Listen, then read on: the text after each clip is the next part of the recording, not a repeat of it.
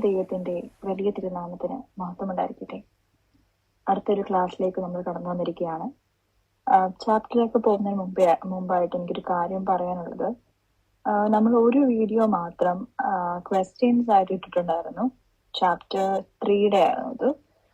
അതിന്റെ കാരണം എന്ന് പറയുന്നത്, നമ്മളിപ്പോ പുറത്തായിരിക്കുന്നതുകൊണ്ട് നമുക്ക് ടെക്സ്റ്റ് ബുക്ക് അങ്ങനെ അവൈലബിൾ അല്ല. അപ്പം ചാപ്റ്ററിന്റെ വലുപ്പം കൂടുന്നതനുസരിച്ച് നമ്മൾ ഈ ഫോൺ നോക്കിയിട്ടാണ് നമ്മളിത് പ്രിപ്പയർ ചെയ്യുന്നത്. സ്ലൈഡ്സ് എല്ലാം തന്നെ പ്രിപ്പയർ ചെയ്യുന്നത്, ക്വസ്റ്റ്യൻ ആൻഡ് ആൻസേഴ്സ് പ്രിപ്പയർ ചെയ്യുന്നത്. അപ്പൊ അതിന്റെ ഒരു ബുദ്ധിമുട്ട് കൊണ്ടായിരുന്നു ക്വസ്റ്റ്യൻസ് ഇട്ടിട്ട് ആൻസേഴ്സ് പറഞ്ഞു പോവുകയായിരുന്നു ചെയ്തത്. പക്ഷെ പിന്നെ കുറെ പേര് പറഞ്ഞു ക്വസ്റ്റ്യൻസ് ആൻസേഴ്സ് വേണമെന്ന്. അതുകൊണ്ട് ഞങ്ങളിത് സെപ്പറേറ്റ് വീഡിയോ ആയിട്ട് ഇട്ടിട്ടുണ്ടായിരുന്നു. പക്ഷെ സ്റ്റിൽ ഇപ്പോഴും കുറെ പേര് ചോദിക്കുന്നുണ്ട് ക്വസ്റ്റ്യൻസ് ആൻസേഴ്സ് ഒരുമിച്ച് വീഡിയോ ആക്കാൻ വേണ്ടിയിട്ട്. എനിക്ക് തോന്നുന്നു, ഞാൻ സാധാരണ അങ്ങനെ പറയുന്നതല്ല, സബ്സ്ക്രൈബ് ചെയ്യാൻ വേണ്ടിയിട്ട്. എനിക്ക് തോന്നുന്നു മേ ബി നിങ്ങൾ ചാനൽ സബ്സ്ക്രൈബ് ചെയ്യാത്തതുകൊണ്ടായിരിക്കും നിങ്ങൾക്ക് എല്ലാ വീഡിയോസും കാണാൻ പറ്റാത്തത്. അപ്പൊ നിങ്ങൾ സബ്സ്ക്രൈബ് ചെയ്താൽ ചാപ്റ്റർ 1 മുതലുള്ള എല്ലാ വീഡിയോസും തന്നെ, അപ്ലോഡ് ചെയ്യുന്ന വീഡിയോസ് എല്ലാം തന്നെ നിങ്ങൾക്ക് കാണാനായിട്ട് സാധിക്കും. പിന്നെ അതുപോലെ എനിക്ക് പറയാനുള്ളത്, നിങ്ങളിപ്പം പുറത്തൊക്കെ ഉള്ളവരാണെങ്കിൽ ടെക്സ്റ്റ് ബുക്ക് അവൈലബിൾ അല്ല എന്നുണ്ടെങ്കിൽ നമുക്ക് പോസിബിൾ ആണെന്നുണ്ടെങ്കിൽ ടെക്സ്റ്റ് ബുക്ക് വരുത്തിച്ച് പഠിക്കുന്നതായിരിക്കും നല്ലത്. അല്ലെങ്കിൽ നമുക്ക് കുറെയൊക്കെ മിസ്സായി പോവാനും കുറെയൊക്കെ നമുക്ക് ബുദ്ധിമുട്ടാവാൻ സാധ്യതയുണ്ട്. അല്ലെന്നുണ്ടെങ്കിൽ പ്രിന്റ് ചെയ്ത് പഠിക്കാന്നുള്ളൊരു ഓപ്ഷനാണ് ഉള്ളത്. അപ്പം അങ്ങനെ നോക്കാം. പിന്നെ എനിക്ക് വേറൊരു കാര്യം പറയാനുള്ളതെന്ന് വെച്ചാൽ, ഈ ടെക്സ്റ്റ് ബുക്ക് ഞാൻ ഡിസ്ക്രിപ്ഷനിൽ പറഞ്ഞിട്ടുണ്ടായിരുന്നു. ഈ ടെക്സ്റ്റ് ബുക്ക് ഈസി ആയിട്ടുള്ള ടെക്സ്റ്റ് ബുക്കാണ്. നമുക്ക് ഒരു തവണ വായിച്ച് തന്നെ മനസ്സിലാവുന്ന ഒരു ബുക്കാണ് നമുക്ക് പ്രശ്നം കിട്ടിയിരിക്കുന്നത്, അല്ലേ? അപ്പം ഈ ചാനലിന്റെ മെയിൻ ഉദ്ദേശം എന്ന് പറയുന്നത്, അല്ലെങ്കിൽ ഈ വീഡിയോസ് ഇടുന്നതിന്റെ മെയിൻ ഉദ്ദേശം എന്ന് പറയുന്നത്, ചാപ്റ്ററിലെ ക്വസ്റ്റ്യൻസ് ആൻസേഴ്സിന് നിങ്ങൾക്കൊന്ന് പരിചയപ്പെടുത്തുക, അല്ലെങ്കിൽ എങ്ങനെയൊക്കെ നിങ്ങൾക്ക് ക്വസ്റ്റ്യൻസ് എക്സ്പെക്ട് ചെയ്യാൻ പറ്റും എന്നുള്ളത് നമ്മളിവിടെ കാണിക്കുകയാണ് ചെയ്യുന്നത്. പിന്നെ ഓൾമോസ്റ്റ് ആ ചാപ്റ്ററിലെ എല്ലാം തന്നെ നമ്മൾ കവർ ചെയ്യുന്നുണ്ട്. നമ്മളിപ്പം ജസ്റ്റ് വായിച്ചു പോകുന്ന സമയത്ത് മിസ്സായി പോകുന്ന പല കാര്യങ്ങളും നമുക്കിവിടെ നോക്കിയിട്ടുണ്ടെങ്കിൽ അത് ക്വസ്റ്റ്യൻസ് ആൻസേഴ്സ് ആയിട്ട് നിങ്ങൾക്ക് കാണാൻ സാധിക്കും. അതുപോലെ കഴിഞ്ഞ വീഡിയോ ഞാൻ പറഞ്ഞ പോലെ തന്നെ നിങ്ങൾ എല്ലാം നോട്ട് ചെയ്ത് വെക്കുകയാണെങ്കിൽ, എഴുതി വെച്ച് പോവുകയാണെങ്കിൽ, നിങ്ങൾക്ക് അവസാന സമയം നോക്കുമ്പോൾ ഒരു എളുപ്പം ഉണ്ടായിരിക്കും, അല്ലെ? എല്ലാം പെട്ടെന്ന് നോക്കാനും ഓർത്തിരിക്കാനും ഒക്കെ ഈസി ആയിരിക്കും. നമ്മൾ എഴുതുന്ന കൂടി നമ്മൾ പഠിച്ചു പോവുകയും ചെയ്യും. പിന്നെ അതുപോലെ തന്നെ ഞാൻ ഇവിടെ പറഞ്ഞിരിക്കുന്ന പോലെ, ഇപ്പൊ ഒരാൾക്കെങ്കിലും നമ്മളുടെ ഈ ഒരു വീഡിയോ കൊണ്ട് ഗുണം ഉണ്ടാവുകയാണെങ്കിൽ അത് വലിയൊരു കാര്യമായിട്ടാണ് ഞാൻ കരുതുന്നത്. പിന്നെ കുറച്ചൊക്കെ എൻ്റെ ഒരു സ്വാർത്ഥതയും കൂടെ ഉണ്ട്. കാരണം ഞാൻ ലാസ്റ്റ് മൊമെന്റിലേക്ക് എല്ലാം വെക്കുന്ന ഒരാളാ, എല്ലാം ലാസ്റ്റ് മൊമെന്റിൽ പഠിക്കുന്ന ഒരാളാ. പക്ഷെ ഇങ്ങനെ ഞാൻ ഫസ്റ്റ് ഒരു വീഡിയോ ഇട്ട് കഴിഞ്ഞപ്പോഴത്തേക്കും നമുക്ക് ആ ഒരു കമ്മിറ്റ്മെന്റും, അല്ലെങ്കിൽ അത് വീണ്ടും ചെയ്യണം, അല്ലെങ്കിൽ കുറെ പേർക്ക് അതുകൊണ്ട് ഗുണം ഉണ്ടാവുന്നുണ്ട്, അല്ലെങ്കിൽ നമുക്കും അതുകൊണ്ടൊരു പ്രയോജനം ഉണ്ടാകുന്നത് കാണുമ്പോൾ നമ്മൾ തന്നെ അടുത്തൊരു വീഡിയോ ഇട്ടു പോകും. അങ്ങനെയാണ്. അപ്പം എനിക്കും കുറച്ചൊക്കെ സ്വാർത്ഥ ലാഭമുണ്ട് ഈ വീഡിയോ ഇടുന്നത് കൊണ്ട്. പിന്നെ വേറൊരു ബുദ്ധിമുട്ടെന്ന് വെച്ചാൽ, നിങ്ങൾ എൻ്റെ സംസാരം മാത്രമേ കേൾക്കുന്നുള്ളൂ, ഞാൻ പറയുന്നത് മാത്രമേ കേൾക്കുന്നുള്ളൂ. അത് എത്രത്തോളം നിങ്ങൾക്ക് കൺവേ ആവുന്നുണ്ടല്ലേ, നമ്മൾ ഉദ്ദേശിക്കുന്നത് മനസ്സിലാവുന്നെന്ന് അറിയില്ല. പക്ഷെ അതൊരു ബുദ്ധിമുട്ടായിട്ട് എനിക്കും തോന്നിയിട്ടുണ്ട്. കാരണം നമുക്ക് ആളാരാണെന്ന് അറിയില്ല, അല്ലെങ്കിൽ നമ്മൾ കാണുമ്പോൾ മുഖം കണ്ടല്ല സംസാരിക്കുന്നത്. അപ്പം നിങ്ങൾക്ക് എന്തെങ്കിലും ഡൗട്ട്സോ അല്ലെങ്കിൽ നിങ്ങൾക്ക് എന്തെങ്കിലും ക്ലാരിഫിക്കേഷൻസ് ഒക്കെ ഉണ്ടെങ്കിൽ നിങ്ങൾക്ക് കമന്റ്സ് വഴി ചോദിക്കാവുന്നതാണ് അതിന്റെ ആൻസർ. അല്ലെങ്കിൽ എന്താണെന്നുള്ളത് ഞാൻ നെക്സ്റ്റ് വീഡിയോയിൽ പറയുന്നതായിരിക്കും. അപ്പൊ നമുക്കെന്നാ ചാപ്റ്ററിലേക്ക് കിടക്കാം. ഈ ചാപ്റ്റർ 5, വിശ്വാസ ജീവിതത്തിന്റെ ധീരമാതൃകകൾ. അപ്പൊ ഞാൻ ഈ ചാപ്റ്റർ ആദ്യം കണ്ടപ്പം ഓർത്തു, ഭയങ്കര വലിയൊരു ചാപ്റ്ററാണ്, എല്ലാവർക്കും അങ്ങനെ തോന്നിയിട്ടുണ്ടാവായിരിക്കാം. പക്ഷെ ശരിക്കും പറഞ്ഞാൽ എനിക്ക് പേഴ്സണലി ഏറ്റവും കൂടുതൽ ഇഷ്ടപ്പെട്ട ഒരു ചാപ്റ്റർ ഇതാണ്. കാരണം പഠിക്കാൻ വളരെ ഈസിയാണ്. എല്ലാം കഥകളാണ്, നമ്മൾ ഓൾറെഡി നമുക്കറിയാവുന്ന കുറെ കഥകളാണ്. അതുകൊണ്ട് തന്നെ ഭയങ്കര എളുപ്പമാണ്. ആരും അത് കണ്ട് പ്രയാസപ്പെടുകയോ വിഷമിക്കുകയൊന്നും വേണ്ട. വളരെ ഈസി ആയിട്ടുള്ളൊരു ചാപ്റ്ററാണ് വിശ്വാസ ജീവിതത്തിന്റെ ധീരമാതൃകകൾ. ഈ ചാപ്റ്റർ 5 നമ്മൾ പരിചയപ്പെടാൻ പോകുന്നത് എബ്രായ ലേഖനം 11-12 അധ്യായങ്ങളാണ്. ഈ 2 അധ്യായങ്ങളിലൂടെ ലേഖനകർത്താവ് ഉദ്ദേശിക്കുന്നത് വിശ്വാസ ജീവിതത്തിലൂടെ ധീരരായ പഴയ പിതാക്കന്മാരുടെ മാതൃക എടുത്തു കാട്ടി ഏവരെയും വിശ്വാസ ജീവിതത്തിൽ ഉറപ്പിച്ചു നിർത്തുക എന്നുള്ളതാണ്. ഇപ്പം എക്സാമ്പിൾ പറയുകയാണെങ്കിൽ ഇപ്പൊ നമ്മൾ തകർന്നിരിക്കുന്ന ഒരു അവസ്ഥയിൽ അല്ലെ, നമ്മുടെ ഒരു സുഹൃത്ത് വന്ന് നമ്മളെ മോട്ടിവേറ്റ് ചെയ്യാണ്. അതായത് അവർക്ക് പരിചയമുള്ള വേറെ പലരുടെയും ജീവിതത്തില് വിശ്വാസവും പ്രാർത്ഥനയും കാരണം അവർക്കുണ്ടായിരുന്ന പ്രശ്നങ്ങളൊക്കെ മാറുകയും അല്ലെ, അവർക്ക് സന്തോഷം വന്നൊരവസ്ഥയെ കുറിച്ച് ഷെയർ ചെയ്യുന്ന സമയത്ത് അത് ഓട്ടോമാറ്റിക്കലി നമുക്കൊരു മോട്ടിവേഷനോ അല്ലെങ്കിൽ നമുക്കൊരു പ്രത്യാശയോ നൽകുന്നത് അല്ലെ. അവിടെ നമ്മുടെ വിശ്വാസവും ഉറപ്പിക്കുക ചെയ്യുന്നത്.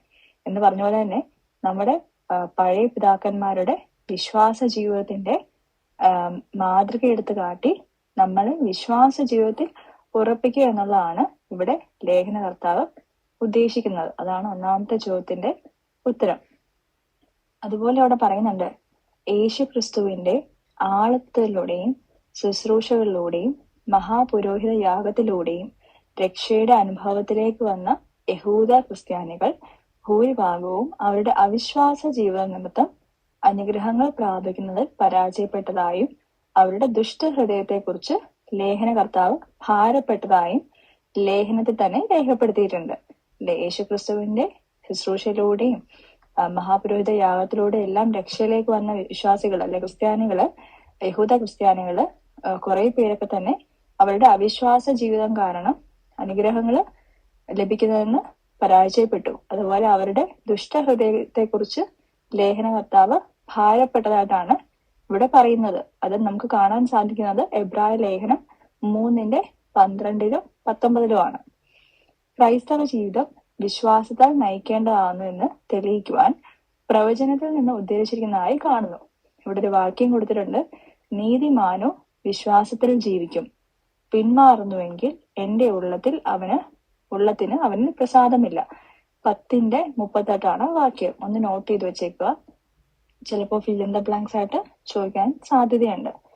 അതുപോലെ തന്നെ പറയുന്നുണ്ട്, 11-ാം അധ്യായത്തിൽ വിശ്വാസ വീരന്മാരുടെ പട്ടിക നൽകിയതിനു ശേഷം 12:1 സാക്ഷികളുടെ വലിയ സമൂഹം നമുക്ക് ചുറ്റുമുണ്ട് എന്ന പ്രസ്താവനയോടെ ക്രിസ്തുവിലുള്ള വിശ്വാസത്തിൽ പൂർണ്ണ നിശ്ചയമുള്ള ജീവിതം നയിക്കുവാൻ വിശ്വാസികളെ ആഹ്വാനം ചെയ്യുന്നു.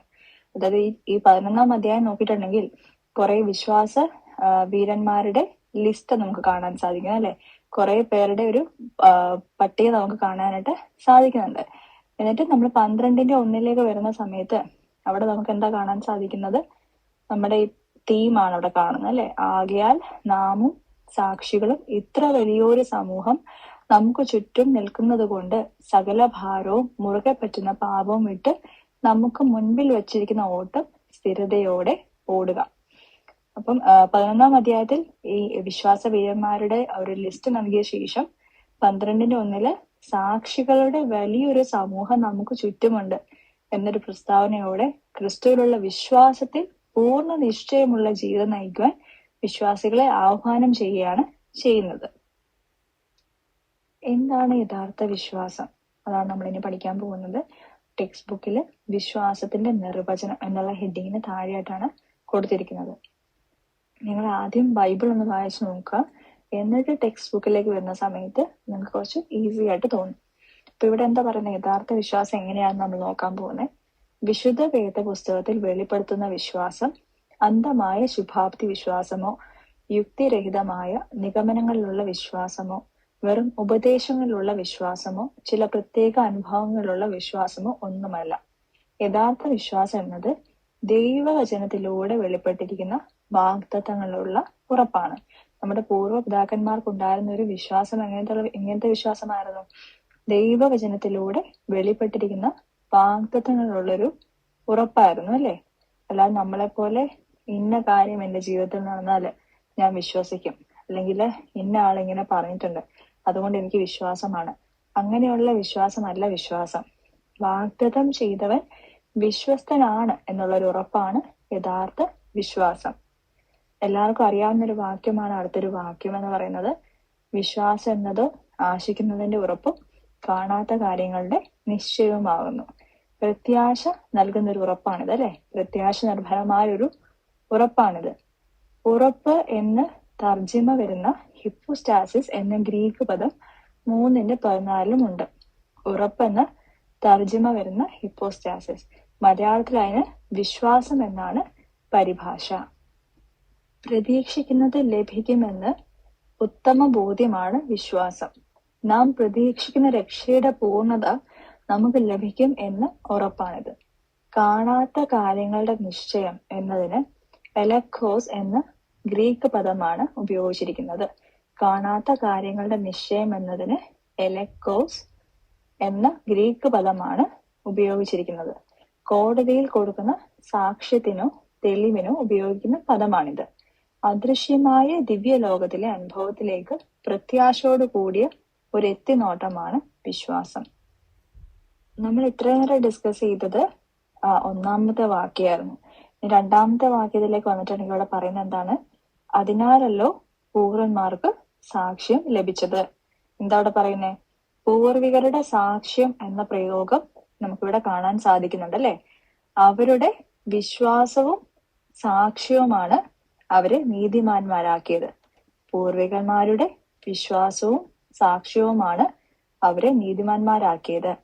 അവരുടെ വിശ്വാസത്തിന്റെ പ്രഥമ പടി എന്ന് പറയുന്നത് ദൈവ സൃഷ്ടിയെ കുറിച്ചുള്ള അവരുടെ ഉത്തമ ബോധ്യമായിരുന്നു. അതായത് പ്രപഞ്ചം മുഴുവനും ദൈവത്തിന്റെ സൃഷ്ടിയാണ്. അവിടുന്ന് സൃഷ്ടിയെ മുഴുവൻ പരിപാലിക്കുന്നു അല്ലെ. പൂർവികന്മാരുടെ വിശ്വാസത്തിന്റെ പ്രഥമ പടി എന്ന് പറയുന്നത് ദൈവ സൃഷ്ടിയെ കുറിച്ചുള്ള അവരുടെ ഉത്തമ ബോധ്യമായിരുന്നു. അതുപോലെ നമ്മുടെ അടിസ്ഥാന വിശ്വാസം എന്ന് പറയുന്നത് എന്താണ്? ശൂന്യതയിൽ നിന്ന് ദൈവത്തിന്റെ ഉണ്ടാവട്ടെ എന്ന് കൽപ്പിച്ചു ഉണ്ടായി അല്ലെ. ശൂന്യതയിൽ നിന്ന് ദൈവവചനത്താൽ സകലവും സൃഷ്ടിക്കപ്പെട്ടു എന്നതാണ് നമ്മുടെ അടിസ്ഥാന വിശ്വാസം. അടുത്തൊരു ചോദ്യമാണ് കൊടുത്തിട്ടുണ്ട്.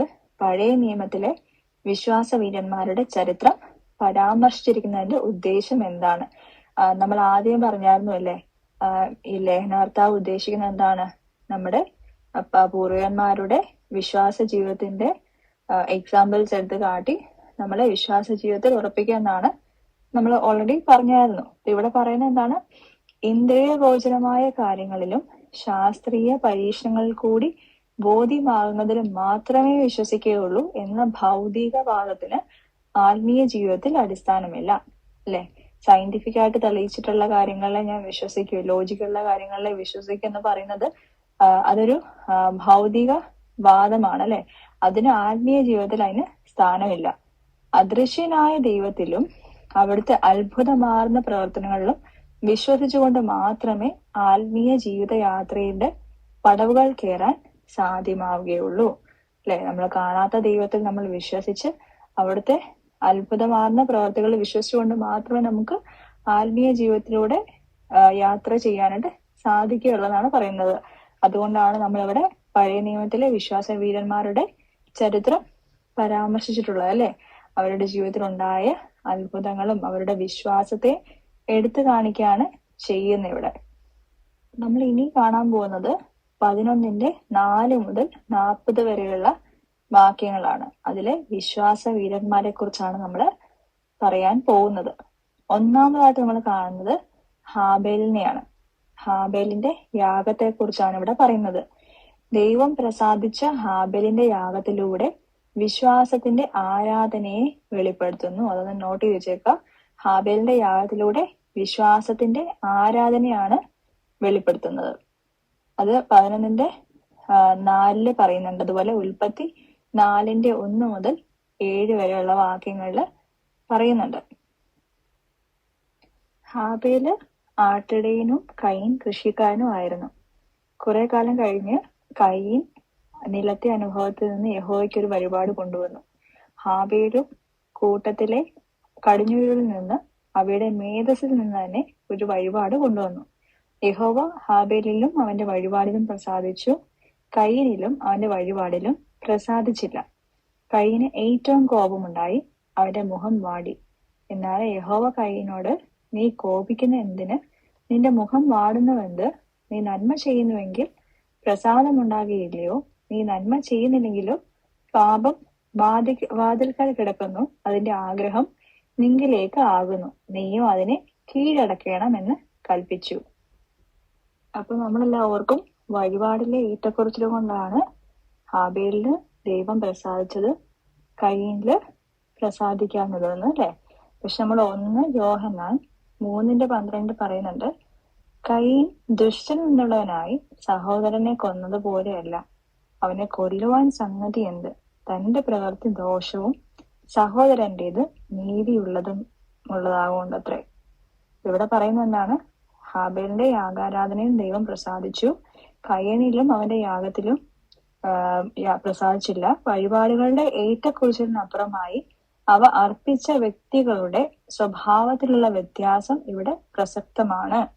കായീൻ ദുഷ്ടൻ എന്നുള്ളവനും അവന്റെ പ്രവൃത്തി ദോഷമുള്ളതും ആയിരുന്നു. ഹാബേലിന്റെ പ്രവൃത്തി നീതിയുള്ളതായിരുന്നു, അവൻ നീതിമാനായിരുന്നു. മത്തായി 23:35 പറയുന്നുണ്ട്. അവന്റെ യാഗം സ്വീകാര്യമാകുവാൻ കാരണം അയാളുടെ ഹൃദയം നൈർമല്യവും വിശ്വാസവുമായിരുന്നു. കായീൻ മതഭക്തനായിരുന്നുവെങ്കിൽ ഹാബേൽ ദൈവഭക്തനായിരുന്നു. ഇവിടെ പറഞ്ഞ എന്തായിരുന്നു? കയീന് നിലത്തിലെ ഒരു അനുഭവത്തിൽ നിന്ന് യഹോവയ്ക്ക് വഴിപാട് കൊണ്ടുവന്നു. ഹാബേല് ആട്ടിൻകൂട്ടത്തിലെ കടിഞ്ഞൂലുകളിൽ നിന്ന്, അവയുടെ മേധസ്സിൽ നിന്ന് തന്നെ നല്ലൊരു വഴിപാട് ചെയ്തു. അതില് ദൈവം പ്രസാദിച്ചു അല്ലെ. പക്ഷെ അവിടെ വഴിപാടുകളുടെ ഏറ്റക്കുറിച്ചിലിനപ്പുറമായിട്ട് ഇവിടെ പറയുന്നത് വ്യക്തികളുടെ സ്വഭാവത്തിലുള്ള വ്യത്യാസം അല്ലെ. കായീൻ ദുഷ്ടൻ എന്നുള്ളവനും അവന്റെ പ്രവൃത്തി ദോഷമുള്ളതുമായിരുന്നു. ഹാബേലിന്റെ പ്രവൃത്തി നീതിയുള്ളതായിരുന്നു, അവൻ നീതിമാനായിരുന്നു. അതുകൊണ്ടാണ് ഹാബേലിന്റെ യാഗം ദൈവത്തിന് സ്വീകാര്യമായത്.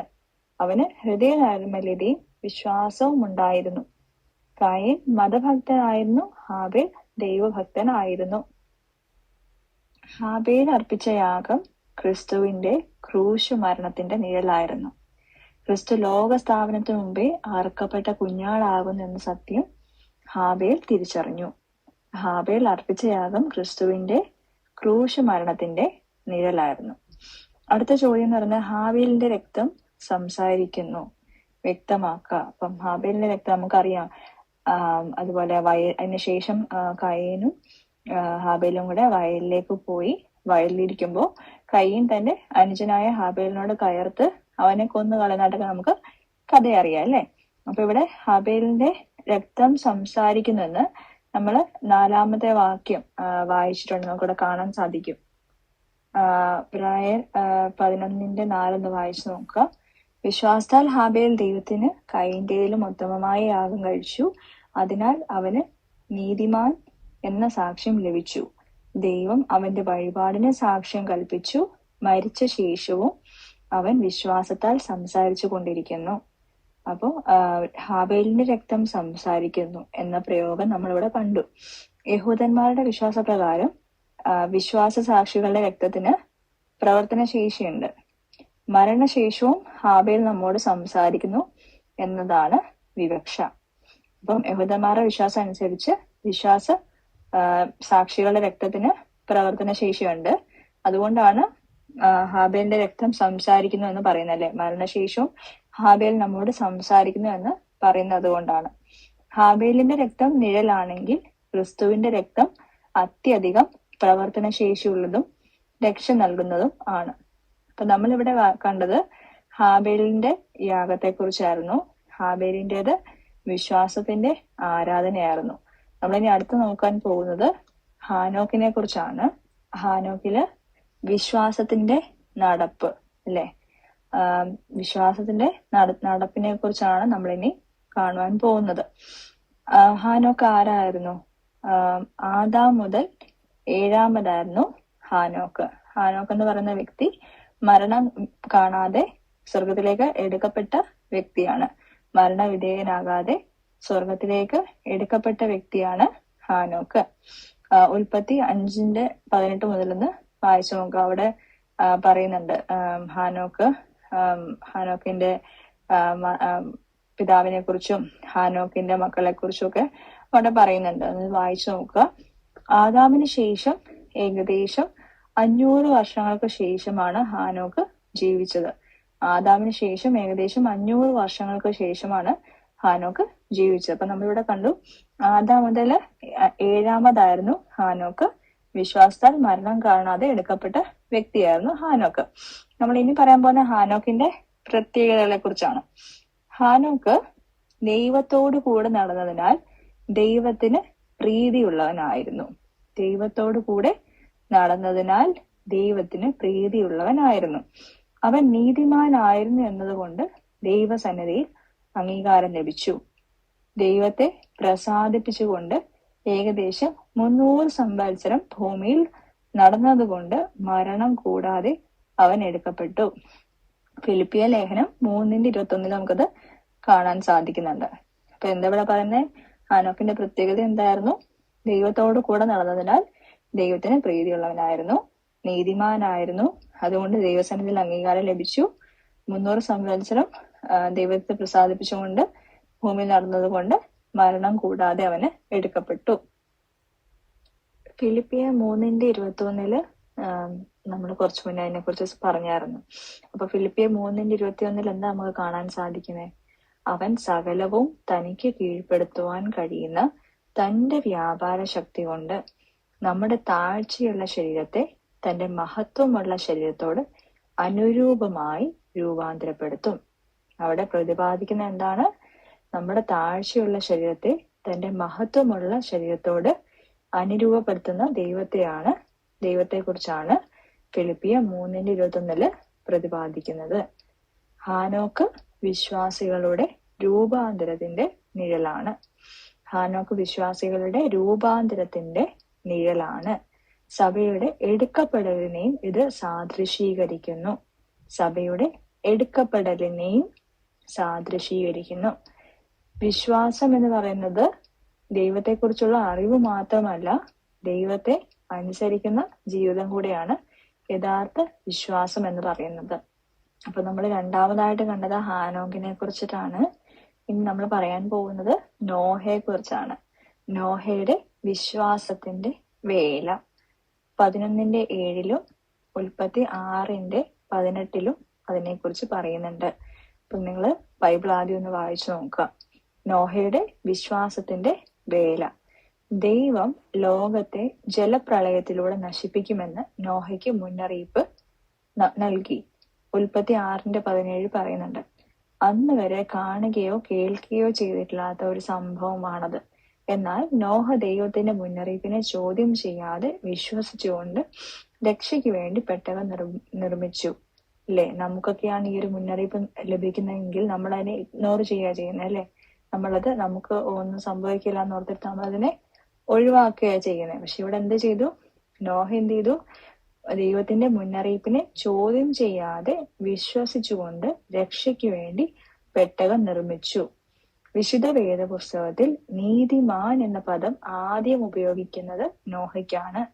വിശുദ്ധ വേദപുസ്തകത്തിൽ നീതിമാൻ എന്ന പദം ആദ്യം ഉപയോഗിക്കുന്നത് നോഹയ്ക്കാണ്. നോഹയുടെ പെട്ടകം എന്തിന്റെ സൂചനയാണ്? അപ്പം അടുത്ത പറയുന്നുണ്ട്, നോഹ ഉണ്ടാക്കിയ പെട്ടകം ദൈവത്തിന്റെ ന്യായവിധിയിൽ നിന്ന് രക്ഷ നേടുന്നതിന്റെ അടയാളവും അത് ക്രിസ്തുവിന്റെ മുൻകുറിയുമാണ്. ഇപ്പൊ നോഹ ഉണ്ടാക്കിയ പെട്ടകം എന്തിന്റെ മുൻകുറിയാണ്? ദൈവത്തിന്റെ ന്യായവിധിയിൽ നിന്ന് രക്ഷ നേടുന്നതിന്റെ അടയാളവും അത് ക്രിസ്തുവിന്റെ മുൻകുറിയുമാണ്. നോഹയും കുടുംബവും പുതിയ ഭൂമിയിൽ നടന്നതുപോലെ ക്രിസ്തുവിനാൽ രക്ഷിക്കപ്പെടുന്നവർ ജീവന്റെ പുതുക്കത്തിൽ നടക്കേണ്ടവരാണ്. കർത്താവിന്റെ അടുത്ത വരവ് നോഹയുടെ കാലം പോലെയുള്ള സമയത്ത് ഉണ്ടാകുമെന്ന് കർത്താവ് മുന്നറിയിപ്പ് നൽകുന്നുണ്ട്. മത്തായി 24:36 മുതൽ 42 വാക്യങ്ങളിൽ എന്താണ് പറയുന്നത്? കർത്താവിന്റെ അടുത്ത വരവ് നോഹയുടെ കാലം പോലുള്ള സമയത്ത് ഉണ്ടാകുമെന്നാണ് കർത്താവ് മുന്നറിയിപ്പ് നൽകുന്നത്. ഇനി അടുത്ത് നമ്മൾ പറയാൻ പോകുന്നത് അബ്രഹാമിനെയും സാറായെയും കുറിച്ചിട്ടാണ്. അല്ലെ, എല്ലാവർക്കും അറിയാവുന്ന കഥയാണ്. അപ്പം അബ്രഹാമിന്റെ എന്ന് പറയുന്നത് വിശ്വാസത്തിന്റെ അനുസരണമാണ്. അപ്പൊ നമ്മൾ പറഞ്ഞു, ഒന്നാമതായിട്ട് നമ്മൾ പറഞ്ഞെന്തായിരുന്നു? ഹാബേലിന്റേത് വിശ്വാസത്തിന്റെ ആരാധന, ഹാനോക്കിന്റേത് വിശ്വാസത്തിന്റെ നടപ്പ്, നോഹയുടെ വിശ്വാസത്തിന്റെ വേല. ഇനി അബ്രഹാമിന്റെ സാറായുടെ വിശ്വാസത്തിന്റെ അനുസരണം. 11:8 മുതൽ 12 വരെയുള്ള വാക്യത്തിലും ഉൽപ്പത്തി 12 മുതൽ 17 വരെയുള്ള വാക്യങ്ങളിലും നമുക്കത് കാണാം. അബ്രഹാമിന്റെ ജീവിതം വിശ്വാസത്തിന്റെ ശ്രേഷ്ഠതകൾ വെളിപ്പെടുത്തുന്നു. വിശ്വാസികളുടെ പിതാവ് അല്ലെ, നമുക്കറിയാം വിശ്വാസികളുടെ പിതാവ്, ദൈവത്തിന്റെ സ്നേഹിതൻ, ദൈവത്തോട് കൂടെ നടന്നവൻ എന്നീ പേരുകളിൽ അറിയപ്പെടുന്ന അബ്രഹാം സൂര്യനെ കവിയുന്ന തേജസ്സായി ദൈവത്തെ കണ്ടവനാണ്. അപ്പൊ എങ്ങനെയൊക്കെയാ അബ്രഹാം അറിയപ്പെടുന്നത്? വിശ്വാസികളുടെ പിതാവ്, ദൈവത്തിന്റെ സ്നേഹിതൻ, ദൈവത്തോട് കൂടെ നടന്നവൻ എന്നാണ് അബ്രഹാം അറിയപ്പെടുന്നത്. അതുപോലെ തന്നെ സൂര്യനെ കവിയുന്ന തേജസ്സായി ദൈവത്തെ കണ്ടവനാണ് അബ്രഹാം. അബ്രഹാമിന്റെ വിശ്വാസം അനുസരണത്തിന്റെ വിശ്വാസമാണെന്ന് പറയുന്നത് എന്തുകൊണ്ടാ? കാരണം അവൻ സ്വന്തം ദേശവും തനിക്കുള്ളവരെയൊക്കെ വിട്ടിട്ട് ദൈവവിളിയുടെ പിന്നാലെ വേറെ ഒന്നും നോക്കാണ്ട് പുറപ്പെട്ടു അല്ലെ. അതുകൊണ്ടാണ് അബ്രഹാമിന്റെ വിശ്വാസം അനുസരണത്തിൻ്റെതായിരുന്നു എന്ന് പറയുന്നത്. സ്വന്തം ദേശവും ചർച്ചക്കാരും ജീവിത ഭദ്രത നൽകുന്ന സകലവും വിട്ട് ദൈവവിളിയുടെ പിന്നാലെ മറ്റൊന്നും നോക്കാണ്ട് പുറപ്പെട്ടു. അബ്രഹാമിന്റെ വിശ്വാസം അനുസരണത്തിന്റെ ആയിരുന്നു. 11-ാം അധ്യായം 8-ാം വാക്യം ഒന്ന് വായിച്ചു നോക്കാം. തന്റെ പിൻഗാമികൾക്കായി ദൈവം വാഗ്ദാനം ചെയ്തത് കനാൻ ദേശമാണെന്നറിഞ്ഞിട്ടും ഒരു പരദേശി പോലെയാണ് അദ്ദേഹം അവിടെ ജീവിച്ചത് അല്ലെ. അബ്രഹാം ഭൂമിയിലുള്ളതിലൊന്നും ആഗ്രഹിക്കാതെ സ്വർഗത്തിലുള്ളതിലായിരുന്നു അവന്റെ ദൃഷ്ടി അല്ലെ. സ്വർഗത്തിലുള്ളതിലായിരുന്നു അവന്റെ മനസ്സുണ്ടായിരുന്നത്. ഭൂമിയിലെ താൽക്കാലിക സുഖങ്ങളൊന്നും ഒരു സന്തോഷവും സംതൃപ്തിയും അബ്രഹാം കണ്ടിരുന്നില്ല. അബ്രഹാമിന്റെ വിശ്വാസത്തെ തെളിയിക്കുന്ന വലിയ പരീക്ഷയായിരുന്നു ഇസഹാക്കിനെ യാഗം കഴിക്കാനുള്ള ദൈവകൽപ്പനയും തുടർ നടപടികളും. ഉൽപ്പത്തി 22 ഒന്ന് വായിച്ചു നോക്കുക. നമുക്കറിയാവുന്ന കാര്യമാണ്, അബ്രഹാമിന്റെ വാർദ്ധക്യത്തിലുണ്ടായ മകനായിരുന്നു ഇസഹാക്ക് എന്ന് പറയുന്നത്. അതുകൊണ്ട് തന്നെ എന്താണ്, അവന്റെ സ്നേഹം മുഴുവനും ഇസഹാക്കില് കേന്ദ്രീകരിച്ചിരുന്നു. ഇസഹാക്കിന് കൊടുത്താണ്. ദൈവം വാഗ്ദത്തം ചെയ്ത സന്താനമായ ഇസഹാക്കിൽ അവന്റെ സ്നേഹം മുഴുവൻ കേന്ദ്രീകരിച്ചാണ്. പക്ഷെ എന്നാൽ ദൈവം അത് ചോദിച്ച സമയത്ത് ദൈവത്തിന് മുഴുവൻ സ്നേഹം കൊടുക്കാൻ അവന് ഒരുങ്ങി അല്ലെ. എന്നാൽ ദൈവം അത് ആവശ്യപ്പെട്ടപ്പോൾ ആ സ്നേഹം മുഴുവൻ ദൈവത്തിന് കൊടുക്കാൻ അവൻ സന്നദ്ധനായി. ദൈവത്തിന്റെ സ്നേഹിതൻ എന്ന സാക്ഷ്യം അങ്ങനെയാണ് അബ്രഹാമിന് ലഭിച്ചത്. അപ്പൊ ആ ചോദ്യത്തിനുള്ള ഉത്തരം അതാണ്. ദൈവത്തിന്റെ സ്നേഹിതൻ എന്ന സാക്ഷ്യം എങ്ങനെയാണ് അബ്രഹാമിന് ലഭിച്ചത്?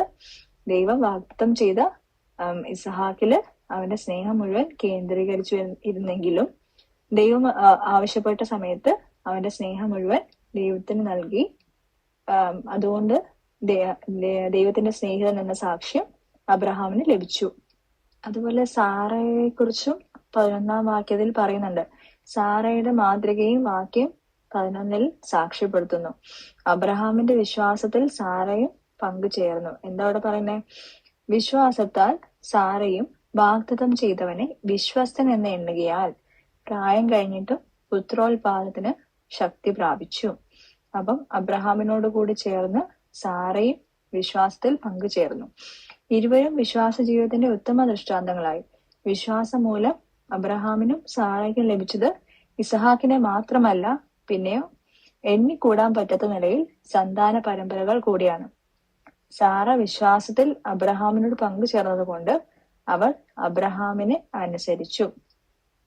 അവൾ വാഗ്ദത്തം ചെയ്തവനെ വിശ്വസ്തൻ എന്ന് എണ്ണി. 90 വയസ്സുള്ള സാറ ചിരിച്ചത് വിശ്വാസത്തിന്റെ ഉറപ്പ് കൊണ്ടുണ്ടായ സന്തോഷത്തിന്റെ ചിരിയായിരുന്നെന്ന് അഭിപ്രായപ്പെടുന്നവർ ധാരാളമുണ്ട്. ഉൽപ്പത്തിയിൽ നമുക്ക് കാണാൻ സാധിക്കും, അബ്രഹാമും സാറായും വയസ്സ് ചെന്ന വൃദ്ധരായിരുന്നു. സ്ത്രീകൾക്കുള്ള പതിവ് സാറായിക്ക് നിന്നുപോയിരുന്നു. ആകയാൽ സാറ ഉള്ളുകൊണ്ട് ചിരിച്ചു. അപ്പൊ അവിടെ കാണുന്ന ചിരി നമ്മൾ വിചാരിക്കുന്നത് ഒരു ആശ്ചര്യത്തിന്റെ ഒരു പുച്ഛത്തിന്റെ ഒക്കെ ചിരിയാണെങ്കിൽ സാറ ചിരിച്ചത് വിശ്വാസത്തിന്റെ ഉറപ്പ് കൊണ്ടുണ്ടായ സന്തോഷത്തിന്റെ ചിരിയായിരുന്നു എന്ന് കുറെ പേരൊക്കെ അഭിപ്രായപ്പെടുന്നുണ്ടെന്നാണ് ഇവിടെ കാണാൻ സാധിക്കുന്നത്. ഇനി നമുക്ക് അടുത്തത് ഇസഹാക്കിനെ കുറിച്ചാണ് പറയുന്നത്. ഇസഹാക്ക് എന്ന പ്രതിരൂപം 11-17 മുതൽ 19 വരെയുള്ള വാക്യങ്ങളിലാണ് നമുക്കത് കാണാൻ സാധിക്കുന്നത്. ഇസഹാക്കിനെ ബലി കഴിക്കാനുള്ള സന്നദ്ധത അബ്രഹാമിന്റെ വിശ്വാസത്തിന്റെയും അനുസരണത്തിന്റെയും ഏറ്റവും വലിയ തെളിവാണ്. മരിച്ചവരെ ജീവിപ്പിക്കുകയും ഇല്ലാത്തതിനെ ഉണ്മയിലേക്ക് നയിക്കുകയും ചെയ്യുന്ന ദൈവത്തെ അബ്രഹാം ഉറച്ചു വിശ്വസിച്ചു. ഇസഹാക്കിന്റെ ബലി ക്രിസ്തുവിന്റെ ബലിയുടെ പ്രതിരൂപമായിരുന്നു. അപ്പൊ ഇവിടെ എന്താ പറയുന്നേ? ഇസഹാക്കിനെ ബലി കഴിക്കാൻ ഒരുങ്ങിയത് അബ്രഹാമിന്റെ വിശ്വാസത്തിന്റെ അനുസരണത്തിന്റെ ഒരു തെളിവായിരുന്നു. എന്താ അബ്രഹാം വിശ്വസിക്കുന്നത്? എന്തായിരുന്നു? മരിച്ചവരെ ജീവിപ്പിക്കുകയും ഇല്ലാത്തതിനെ ഉണ്മയിലേക്ക് കൊണ്ടുവരികയും ചെയ്യുന്ന ദൈവത്തെ അബ്രഹാം ഉറച്ചു വിശ്വസിച്ചിരുന്നു. അതുപോലെ പറയുന്നത് ഇസഹാക്കിന്റെ ബലി എന്ന് പറയുന്നത് ക്രിസ്തുവിന്റെ ബലിയുടെ പ്രതിരൂപമായിരുന്നു. അതാണ് ആ ചോദ്യം ഇവിടെ കൊടുത്തിരിക്കുന്നത്. ഇസഹാക്കിന്റെ ബലി എന്തിന്റെ പ്രതിരൂപമായിരുന്നു? ക്രിസ്തുവിന്റെ ബലിയുടെ പ്രതിരൂപമായിരുന്നു. മരണത്തിൽ നിന്ന് ഇസഹാക്കിനെ അബ്രഹാമിന് വീണ്ടും കിട്ടി. അത് ക്രിസ്തുവിന്റെ മരണത്തെ ജയിച്ച പുനരുദ്ധാനത്തിന്റെ പ്രതിരൂപമാണ്.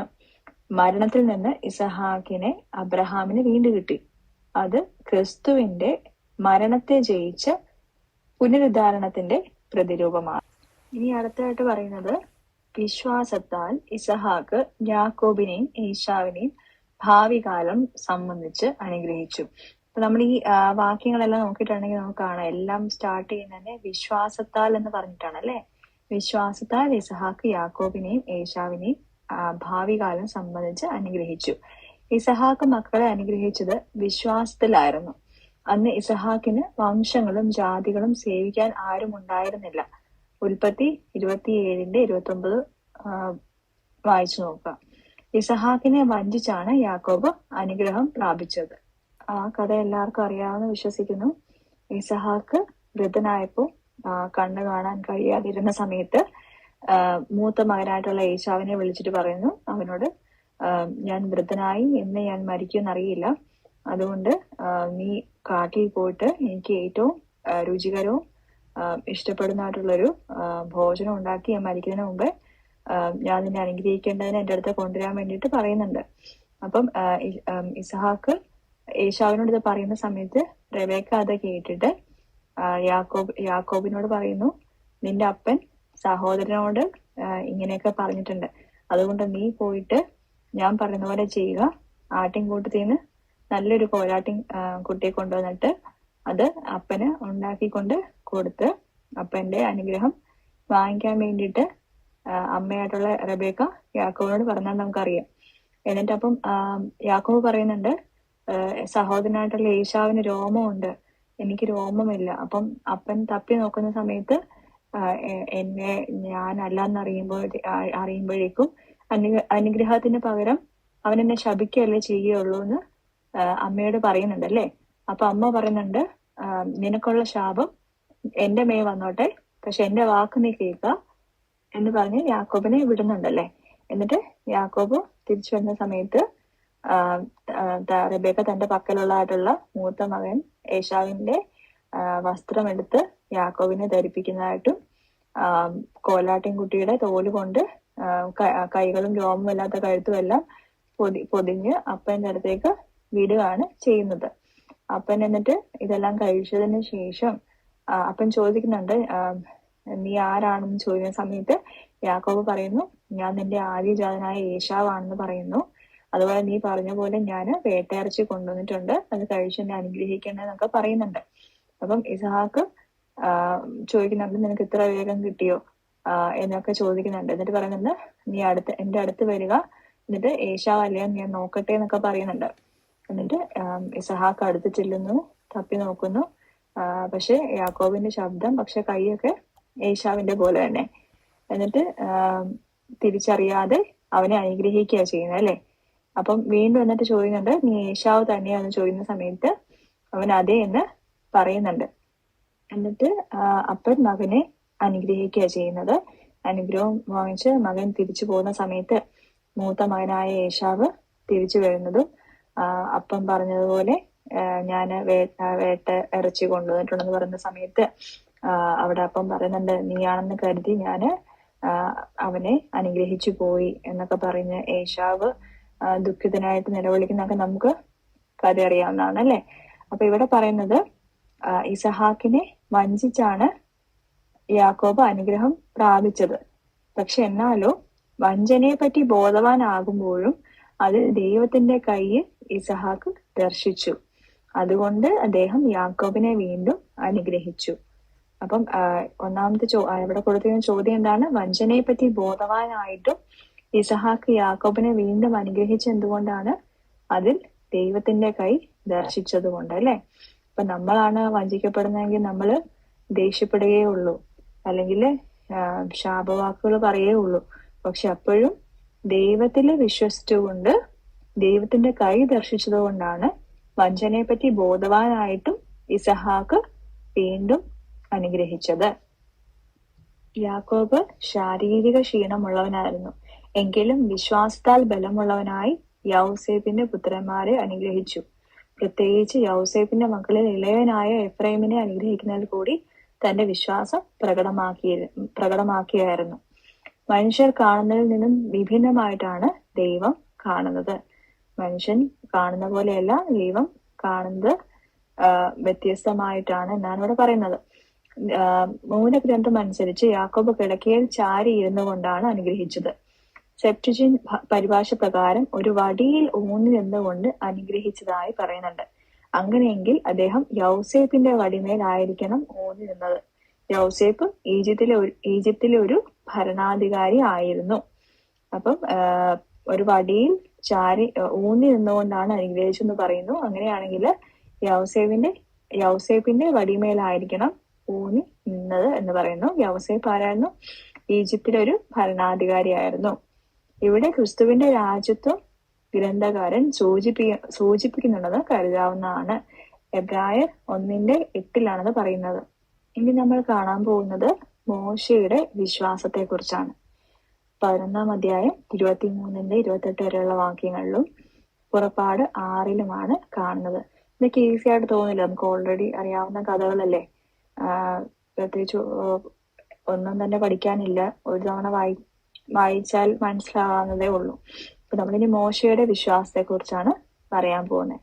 മോശയുടെ മാതാപിതാക്കളായ അമ്രാമും യോഖേബേത്തും വിശ്വാസത്താൽ ഫറവോൻ കൽപ്പനയെ ഭയപ്പെടാതെ മോശയെ 3 മാസം ഒളിപ്പിച്ചു വെച്ചു.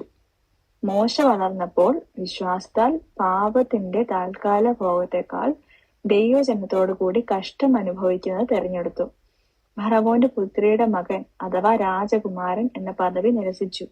മിസ്രൈമിലെ സുഖ സൗകര്യത്തെക്കാൾ ദൈവജനത്തിന് വേണ്ടി നിന്ന സഹിക്കുന്നത് അഭിമാനമായി കരുതി. യേശുക്രിസ്തുവിന്റെ പ്രതിരൂപമായി മോശ മാറുന്ന എങ്ങനെയാണ്?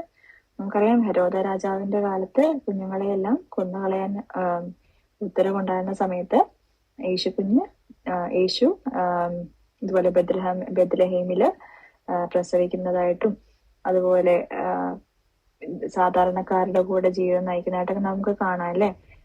വേണമെങ്കിൽ ഒരു പക്ഷെ രാജകൊട്ടാരത്തിലൊക്കെ ജനിക്കാമായിരുന്നിട്ടും ഒരു കാലത്തൊഴുത്തിലാണ് ജനിച്ചതും അതുപോലെ സാധാരണക്കാരുടെ ഇടയ്ക്കായിരുന്നു വളർന്നതുമെല്ലാം. അപ്പൊ എന്ന് പറഞ്ഞ പോലെ തന്നെ ഇവിടെ മോശയുടെ മാതാപിതാക്കള് 3 മാസം ഫറവോന്റെ കൽപ്പനയെ ഭയപ്പെടാതെ 3 മാസം മോശക്കുഞ്ഞിനെ ഒളിപ്പിച്ചു വെച്ചു. മോശ വളർന്നപ്പോ പാപത്തിന്റെ താൽക്കാല ഭോഗത്തെക്കാൾ ദൈവജനത്തോടു കൂടി കഷ്ടം അനുഭവിക്കുന്നത് തെരഞ്ഞെടുത്തു. ഫറവോന്റെ പുത്രിയുടെ അല്ലെങ്കിൽ രാജകുമാരൻ എന്ന പദവി നിരസിച്ചു. മിസ്രൈമിലെ സുഖ സൗകര്യത്തെക്കാൾ ദൈവജനത്തിന് വേണ്ടി നിന്ന് സഹിക്കുന്നത് അഭിമാനമായിട്ട് കരുതി. അപ്പൊ ഇങ്ങനെയൊക്കെയാണ് മോശ ക്രിസ്തുവിന്റെ പ്രതിരൂപമായിട്ട് മാറുന്നത്. അടുത്ത ചോദ്യം, ആരുടെ പെസഹയാണ് ക്രിസ്തുവിന്റെ പെസഹയുടെ മുൻകുറിയായത്? ഇവിടെ പറയുന്നുണ്ട്, മാറ്റമില്ലാത്തവനായ ദൈവത്തിന്റെ വാഗ്ദാനത്തിൽ ഉറച്ചു വിശ്വസിച്ചുകൊണ്ട് മോശ ഇസ്രായേൽ ജനത്തെ ഈജിപ്തിൽ നിന്ന് മോചിപ്പിച്ചു. ശക്തനായ ഫറവോനെ മോശ ഭയപ്പെട്ടില്ല. അദൃശ്യനായ ദൈവത്തിലുള്ള വിശ്വാസം അവൻ മുറുകെ പിടിച്ചു. പെസഹായുടെ ആചരണത്തിലും ആദിയോടന്തം ഈ വിശ്വാസം അവൻ പ്രകടമാക്കി. പുറപ്പാട് 12-21 മുതൽ 28 വരെയുള്ള വാക്യങ്ങളൊന്ന് വായിച്ചു നോക്കുക. ആ പെസഹ ക്രിസ്തുവിന്റെ പെസഹായുടെ മുൻകുറിയായി. മോശ കഴിച്ച പെസഹ ക്രിസ്തുവിന്റെ പെസഹായുടെ മുൻകുറിയാണ്. അടുത്ത്, ചെങ്കടൽ കടന്ന സംഭവത്തിലാണ് മോശയുടെ വിശ്വാസം ഏറ്റവും അധികം പ്രകടമായത്. ചെങ്കടൽ കടന്നതിനെ ക്രൈസ്തവ മാമോദിസായുടെ പ്രതിരൂപമായി കാണുന്നുണ്ട്. ക്രൈസ്തവ മാമോദിസായുടെ പ്രതിരൂപമായി കാണുന്നത് ചെങ്കടൽ കടന്നതിനെയാണ്. അതാണ് ആ ചോദ്യത്തിനുള്ള ഉത്തരം. വിശ്വാസത്താൽ മരണം വിട്ട് ജീവനിലേക്ക് കടക്കുന്ന അനുഭവമാണ് മാമോദീസായിൽ സംഭവിക്കുന്നത്. വിശ്വാസത്താൽ മരണം വിട്ട് ജീവനിലേക്ക് കടക്കുന്ന അനുഭവമാണ് മാമോദീസായിൽ ഉണ്ടാകുന്നത്. അതുപോലെ പറയുന്നുണ്ട്, മോശയുടെ ശേഷം ഇസ്രായേലിനെ കനാൻ ദേശത്തേക്ക് നയിക്കാൻ നിയോഗം യോശുവയ്ക്കായിരുന്നു ലഭിച്ചിരുന്നത്. അവനും മോശയെ പോലെ ദൈവത്തിൽ ഉറച്ചു വിശ്വാസമുള്ളവനായിരുന്നു. ദൈവത്തിൽ അവൻ ആശ്രയിച്ചിരുന്നു. ദൈവകൽപ്പന സ്വീകരിച്ചുകൊണ്ട് എരീഹോവിലേക്ക് അവൻ ചെന്നതായിട്ട് പറയുന്നുണ്ട്.